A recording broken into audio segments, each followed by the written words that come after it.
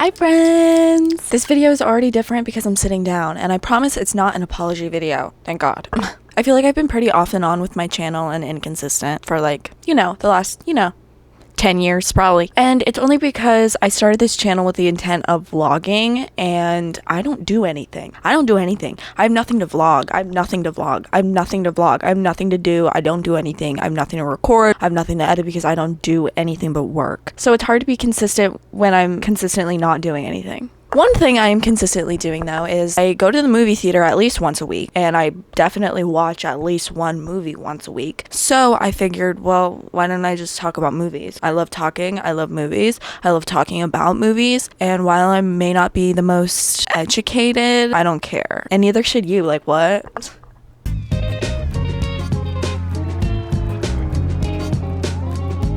So I'm gonna try this out, doing reviews on movies that I'm watching, and this week I saw Superman. Oh my god, he is so hot. He is so fine. That photo shoot that came out before with GQ, bitch, I made that whole thing my screensaver. Literally, the whole thing. I need that man. She's getting that dick every day. He is married, which is okay. I'll let it slide. Next time I'm not gonna let it slide. That's all I gotta say. I love a man who looks like he can play Superman. Dark hair, light eyes. Loving it. They're like literal tears in my eyes. I'm tearing up at the idea of a man with dark hair and light eyes. They are what makes, I'm like actually emotional. They are what makes the world go round. They wake me up in the morning. They are so hot. I don't know what to say besides I need that man. So before I start my review on Superman, I feel like I should preface by saying that I did not grow up watching DC. I think I've probably only seen I've seen Suicide Squad and Wonder Woman and all of the Batman movies, obviously, but that's it. I grew up a Marvel girl, obviously. I just grew up on Marvel. Marvel's just my thing. I just wasn't super into DC heroes, honestly. I wasn't intrigued. I went into this completely blindly. I had no idea what Superman's character was supposed to be besides the little information that I picked for myself. I just didn't really have any expectations going into this, and knowing that this is the first of his movie and they're rebuilding the DC universe, but I still want to give it an honest review, but I just want you to know that I don't know anything about Superman. The little information I know about Superman is actually from the CW show Supergirl, which obviously I loved that show as a child. Melissa Benoist. Is it Benoist or Melissa Benoist? French as fuck. Don't worry, I took notes. Shout out my girl Lily, because I brought a glitter gel pen to the movie theater because duh. And it didn't work. I just scratched this whole idea. And then I saw my friend Lily at the theater and she had a pen. So thanks, Lily. Couldn't have done it without you. I wrote hella notes and then I tried to compile them as best as I could. I didn't really organize this very well. I really liked the opening scene of the overhead shot of him in the snow, and also his lair. Is that his lair? Is that his lair or his house or something? The giant thing made of ice. That thing, loved it. Big fan of that. It looked really cool and looked really good, and I really liked the coloring in it. When they were inside of it, the blue, it was just gorgeous, especially because his suit is so bright and his hair is so dark. It's just a really big contrast that we love. Probably the first thing I noticed was the score in this movie is hello. The composition was incredible, which obviously Superman's theme is composed by John Williams. John Williams is the fucking man. I'm also just regularly a big sucker for a really good score and a really good motif. The Ultraman motif was, oh my god, it was so good. It was it started playing and I was oh, I love this. Oh, if I was an evil character, oh my god. Whatever song was playing when the Ultraman character was introduced, I need it. I need that song running through my veins constantly. Those robots, I saw some behind the scenes saying that the actors were some of the Guardians of the Galaxy, but I was so curious on if those were real robots or if they were CGI. I don't know. If it was CGI, it looked really real. It looked so real. And not in a practical effect way of it's a stunt actor and then they put CGI over it. I mean, did they build those robots? Because they looked really real. Bradley Cooper, what the hell was he doing there? That was the biggest unexpected jump scare. What was he doing there? Why would a man be there? Bradley Cooper really caught me off guard. But it's so interesting that James Gunn managed to put almost every single Guardian of the Galaxy in this movie. iconic for him. I'm a big James Gunn fan. I think he really helped carry the MCU, and we definitely feel his absence, and we can definitely see his work showing through now with DC. So I might become a big DC fan and fuck Marvel now, because I mean, it sucks now. Don't even get me started on Phase 5. Or Phase fucking, what's it? I don't even know. I don't even care. Also, the Peacemaker cameo, so cute. Loved that. I guess I do kind of know a little bit about I don't. See, I almost just called her Marvel. Now for Lex's introduction, and I say introduction as in their first time on screen. It's the first time the screen is being introduced to them. I felt like his coloring was wrong. It's like the sunlight, it's just naturally lit and it's super bright. Like a little over contrast, a little oversaturated. Not saturated though, it's the contrast, whatever. And I was like, this is way too bright for him to be like the bad guy. I don't know. It wasn't that striking of a reveal. I don't know. Even though we know it's Nicholas Hoult, we know it's Lex Luthor, like we already know all of this stuff, but I still think that a fun character reveal is fun. Jimmy was a heartthrob. Thank God. It was so blessed seeing Skylar Gisondo playing a heartthrob. Skylar Gisondo should always play the heartthrob. He always plays like the goofy little side character who's like and that's why we love him. He is so cute. He's so cute. I'm in love with him. And as soon as he came on screen, a big smile reached my face. I was like, oh, my man, my friend. And it was held throughout every scene he was in. I love him. I love everything he's in. And I love Jimmy Olsen. Big fan of Jimmy Olsen. I think I understood Eve more than any other character in the movie. Genuinely, I think I related to her the most. The CGI was moderate. I don't want to compare Guardians of the Galaxy to Superman just because it's James Gunn, because it's also a different studio and different budgets and different everything. So it's not just the filmmaker, but I'm just gonna compare them because that's what I know, okay? The CGI wasn't as incredible. It was kind of giving like the same CGI as Deadpool. Don't know why. Like, even like the camera angles, like all of the fight scenes and stuff were shot in the same way as a Deadpool movie. The CGI was the same as it would be in a Deadpool movie, in my opinion. The casting was, how can I say perfect? How can I say perfect in a way that really embodies how perfect it was? First of all, David Corenswet was literally born to play Superman. He looks like Superman. He is Superman. Rachel, I don't know her last name, Bronman. I love Lois Lane. Loved her costuming as well.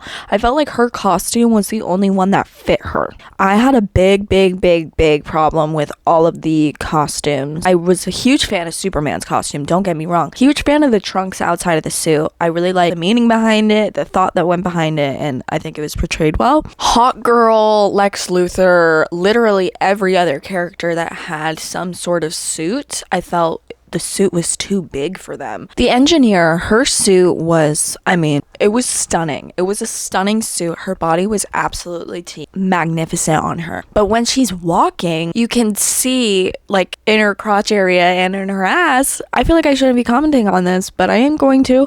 It just looked too big for her. And maybe I'm just brainwashed by Marvel and I'm used to like Black Widow's skin tight leather, like she can barely move, which obviously I want it to be comfortable for the actor. If they don't want their ass like all sculpted out and everything, I completely understand. I don't know, maybe it's just me. I feel like I shouldn't be commenting on it, but I'm doing it anyway because that's what I do. One of my parents' notes was the acting. They only saw the trailer and they were like, let me know how the acting is, because the trailer, I don't know what commercial they saw, but they were not very thrilled over the acting. So I figured, okay, then I'm gonna be really strict on it. In the beginning I was like, this is just very theatrical acting.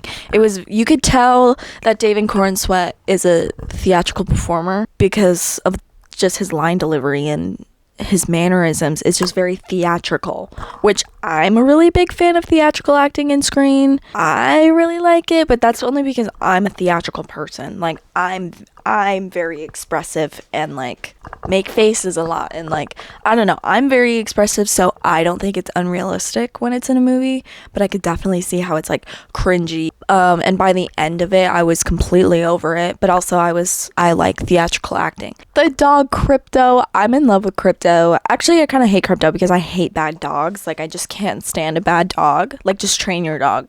But I was a big fan of Crypto because I knew that in real life the dog was a black dog, and then they had like used CGI to make it white. And so the whole time I was like, it kind of looks like my dog, even though it looks nothing like my dog. I'll show you. Don't she kind of look like him just a little bit? Like I said earlier, the only information about Superman that I know is pretty much about Supergirl. So as soon as that character, I don't know who it was, can't recall, was like, oh, your cousin's here, I was like, my girl? You mean my girl? Wait, your cousin is in my girl? And then she came around the corner. I was like, right, yeah, absolutely. Thank you so much. So excited to get more from her. Nicholas Hoult is kind of killing it this year. He had Nosferatu earlier in Superman Now. I feel like there was something else. Oh, he's gonna be in fucking... Is he gonna be in Doomsday? I think he's gonna be in Doomsday because he's reprising his role as Cyclone, which... I could die. I could literally die. I feel like Lex Luthor's kind of just like a big goob. He's just a fucking loser. But I also loved Ultraman's character because he was interesting. He was the villain and he was kind of like, I mean, I hate to keep comparing this to Marvel, but it's all I have to compare it to. He was like a taskmaster, right? He was made by Lex Luthor and he's made to destroy, basically. But at the same time, he's in all of the meetings and he's like the guy that's turn the lights on, please. And he's turning the lights on. When they were meeting with the evil Israeli guy, might as well just call it what it is. The Ultraman was the guy who gave him the donut. So he's kind of like, I don't know, he's submissive, obviously, but he's like the strongest man ever, is what he said. He was like, this is the most, what did Lex Luthor call him? He was like the indestructible. He's like Lex Luthor's bitch, though. So I don't know. I really liked his character. I thought it was silly. Whenever the little boy was holding up the flag and like chanting for Superman, I fear the flag was CGI, and it really upset me because I was like, why not use a real fucking flag? Like, I don't know. I just think that's a, first of all, waste of money. Second of all, waste of creative liberty. Hello, somebody could have made a flag. It had a lot of really fun transitions between scenes. Not between scenes, but like when he's flying and then it does like a random zoom in shot to the S on his chest. Like little things like that. It's not a transition, but it's just like a fun little angle. I know that this movie is getting political discourse, which I find interesting because one part of me is like, why can't movies just exist like without politics? Like, why can't people just like a movie because it's entertaining to them or because they like it, you know? At the same time, movies are political and art is political and movies is an art. I wasn't sure if I wanted to get political on this channel. Actually, I already did, so I don't give a fuck. It's getting a lot of discourse for being too woke, right? I keep hearing woke. It's woke. I'm like, shut the fuck up. So I tried to like watch it from a lens of like, let's see. Like, really, I'm gonna pick it apart. And I honestly have to say that if you think that movie was woke, I think it was very literal, and I think that it used some themes that are quite exactly what we are going through right now. I didn't think it was woke. I think that if you see somebody making an effort to put others before themselves and you call it woke and you're bashing that because it's woke, then I'm like, I really don't think that we're the problem. Like, I don't think that that's a problem at all. So I had no problem with it. All of the political worthy things that I found interesting were the fact that this all kind of started with AI propaganda, first of all. Or it wasn't AI, it was actually the rest of the video. I wrote AI propaganda because I was like, no, he's never seen the rest of that video, so it doesn't exist. No, they actually never said that. Just not everything is what it seems, which is why journalism is very important. Really like that message. Journalism is important. When they brought up the fact that Lex Luthor was wanting to make a country because he wanted to be king, the people in the theater laughed. This villain guy wants to make himself king, and people laugh because they're like, that sounds like our president. Makes you fucking think. Yeah, that's kind of all the real notes I had on it. I'll tell you guys my rating on how I do stuff because I've been rating this way for a really long time and it might just help you understand me a little bit better. So I gave the acting a 3.5 stars. 3 stars is that was good, yeah. And then 4 stars is that was really good. So it's somewhere in between there of like, yeah, that was really good. Yeah. It's like that, right? You know? The story, I gave it 4 stars. It wasn't that interesting, honestly. It wasn't that captivating and mind-blowing and like, what's gonna happen? And like, oh my god, like, it wasn't that crazy, but I think it was a really good like base for his character. I'm gonna bring up Marvel again. Captain America: The First Avenger, so boring, but it's so good. It's such a great like first movie on Steve Rogers, so I think this was a really good base movie for Clark Kent. Not even Clark Kent, just Superman, because I feel like we didn't really get that much Clark Kent action. Could have got more. Bitch, I could have had 500 million hours of that man in those glasses. That man. He said goon in the movie, by the way. He said goon. He says the word goon. He was such a fucking goober. He was like, golly. Oh, golly, gosh. Gorsh.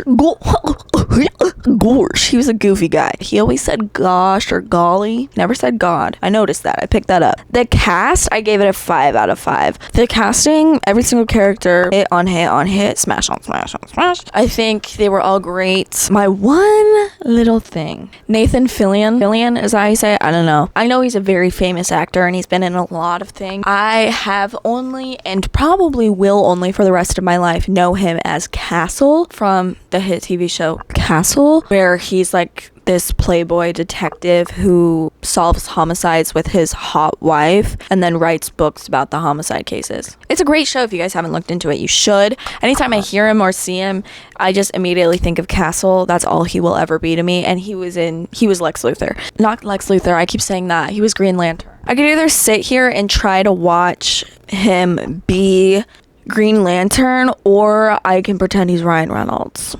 And one of those felt safer than the other. The camera work, I gave it a 3 stars. It wasn't like super insane, super intricate. I don't know. It's pretty straightforward. I mean, but also I'm not very good at paying attention to the camera angles and like shots, and I don't know. I'm not very good with that stuff, really. I don't really notice it. So 3 stars was probably not very accurate. Costumes, I gave it 2.5 stars. 2 stars means, okay, that was not very good. Okay, that wasn't that good. They just look too big. I want them tighter. I want to be able to see all the crooks and crannies, bitch. Let me in there. Let me in. Let me in.